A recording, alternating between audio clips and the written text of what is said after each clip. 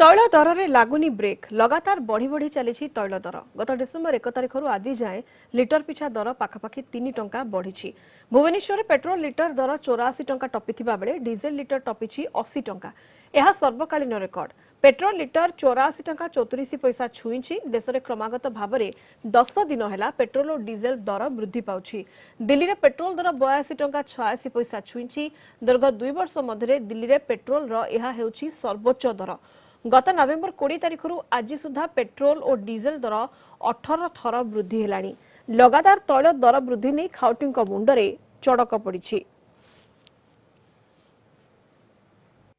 Petrol दर 84 टंका 34 पैसा होता बेले डीजेल रेट 80 पार करिछि।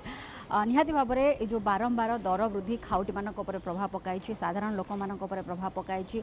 जो माने सबुदिन गाड़ी चले कि ऑफिस जाउछंती, घर बाहर को आसुचंती, सेमानक पई दर वृद्धि निहाती भाव में एक चिंतार कारण पलटिछि। बारंबार जो डीजेल पेट्रोल बढ़ुछि 84 टंका पेट्रोल कौन कर जहाँ क्रूड ऑयल रे जो हिसाब रे रेज होती बर्तमान से हिसाब रे पड़े रेज है पकेट प्रभाव पड़ुथिबो निश्चित भाव पड़ुछि। पकेट उपरे बहुत फैक्टर रे पड़ुछि। आगु जमती 100 टका तेल पकड़े एत किलोमीटर जाऊे ये 84 टका है आस्ते आस्ते पेट्रोल बढ़ी चलती से साधारण लोक हईराण हाँपी पड़ुଛି बाध्य कौन कर गाड़ीटा किणीचु पकड़ा पड़ो।